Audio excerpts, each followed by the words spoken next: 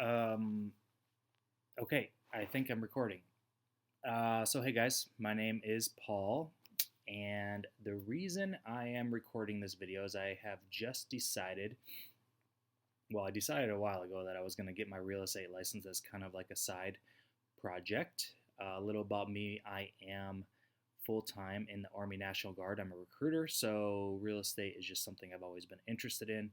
So, a little context: if you're watching this later than this video was put out, right now it's March 27th, and we're about 2 weeks into the coronavirus quarantine.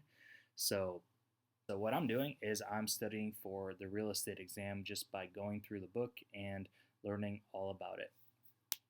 So, what I've done is I've taken some notes on my first 45-minute to an hour study session and wrote them all down. And I find the easiest way for me to retain information is if I spew it back to you guys or spew it back to somebody. So if you are thinking about getting a real estate license and looking back on this, this could actually serve as a good study guide for you. So I have my notes over here, and I'm just going to kind of roll through them with you and give my spin on what I feel like I've learned. If you're in real estate or you know more about real estate than me, which is most of you, if you're in real estate, well, all of you if you're in real estate, but if you know more about real estate than me and you see me make any mistakes on this, feel free to comment in the comment section and let me know my understanding of something is wrong.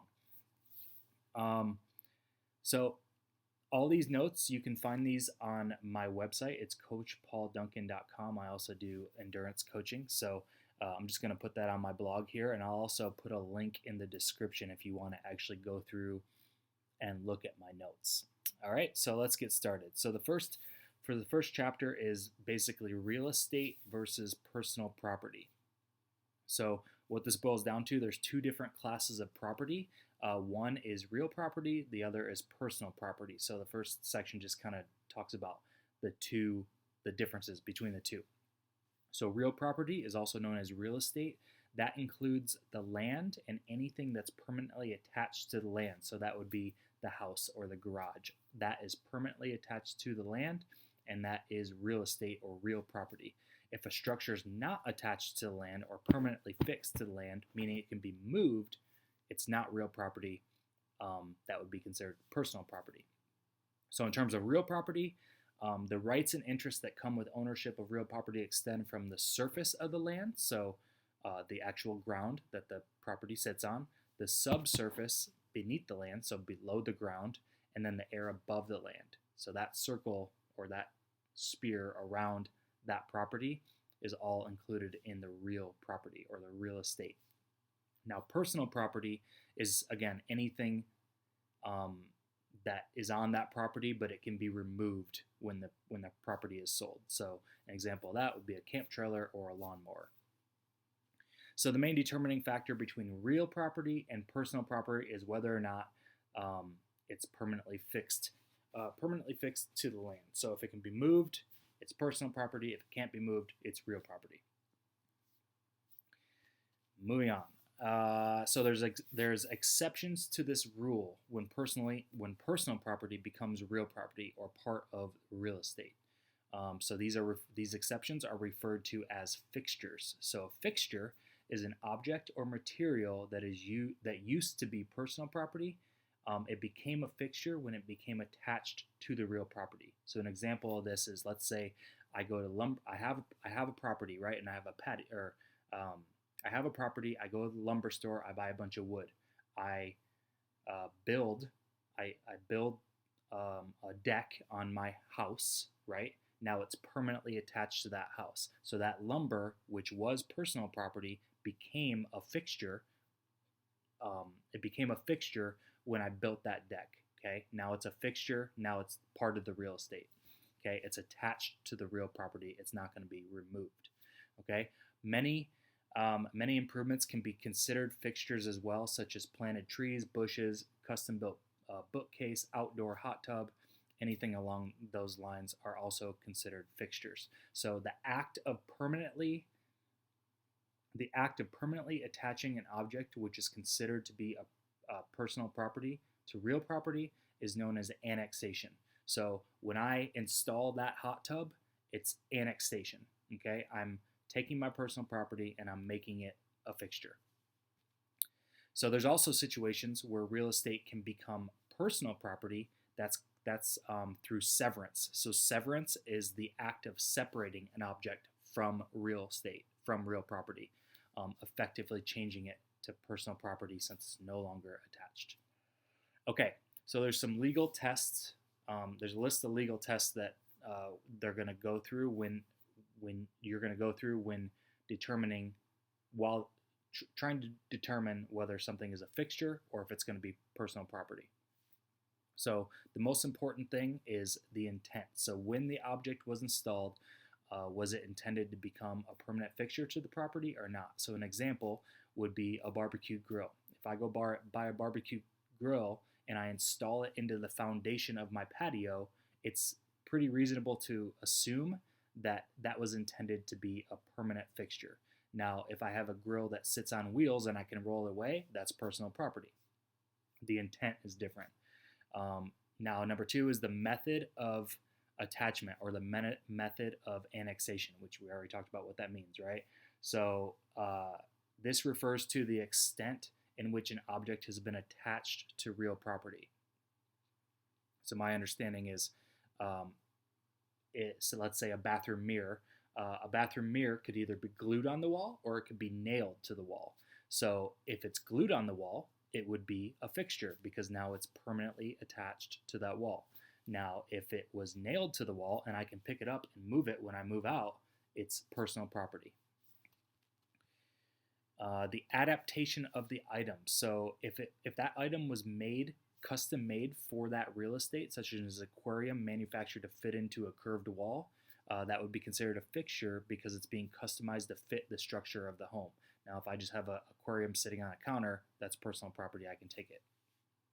The relationship of the parties. Okay, now a good example of this would be the relationship between the tenant and a landlord. So let's say I'm a tenant and I'm leasing a commercial building and I install display cabinets for my business. Now, when I move and I take my business with me, the cabinets might be considered personal property since I made those cabinets for my business. Okay, now this would be called a trade fixture, meaning that I installed it, but I can take it with me. That's a trade fixture. Now, if the landlord installs it, if the landlord installs that fixture within the property, it would just be referred to as an improvement on the property.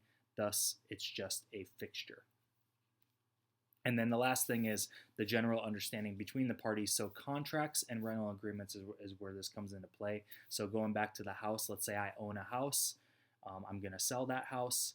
I have a chandelier, or my client has a chandelier. The client does not want to sell that chandelier with the house. So that would be separate in the bill of sale. So you would annotate that in the bill of sale saying, I don't want to sell that chandelier. So anything that is in the house but you don't want to sell it, that could be considered a fixture, but it's not wanting to be sold, it'd have to be annotated in that bill of sale.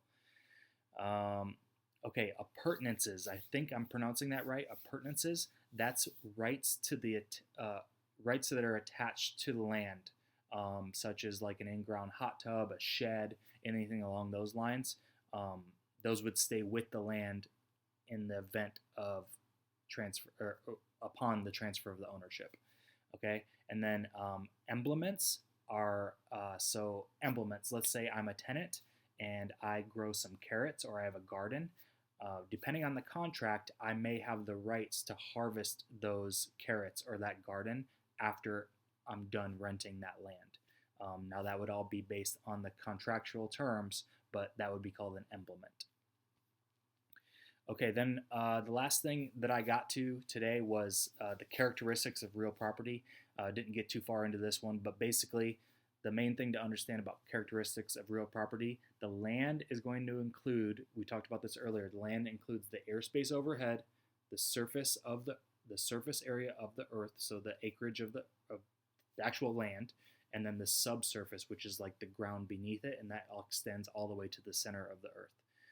And then the rights to each part of that. So that could include water rights, air rights, the ground rights. So the landowner, if I own a piece of land, I have the right to do whatever I see fit with that real property.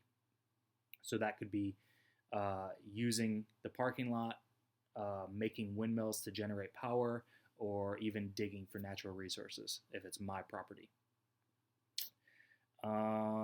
What else? Okay, and then the last thing that I got to was economic. So what impacts the value of the land? The number one thing is going to be area preference, and that's referred to as situs or situs. I don't know how to pronounce that. I need to look that up. If you know how to pronounce that, put it in the comments and tell me how to pronounce it. And also the appurtenances word. I don't know if I'm pronouncing that right either. So area preference is the most important characteristic that determines land value. Basically what that means is how popular the location is. The more popular the location, the more desirable that location becomes, the land value goes up. Pretty simple. And then I haven't gotten into the other ones yet, but we're going to do that in the next video. So if you thought this video was, so if you're trying to learn about real estate and you thought this video was helpful at all, this is all stuff that's coming right out of the test exam book, or the test prep book. So it might be pretty good information for you to just sit and watch along with my notes. Again, if you want a copy of the notes, I'm going to leave a link in the description so you can just click on it and go in there and see the notes that I took in. I'm just going to keep updating this single blog here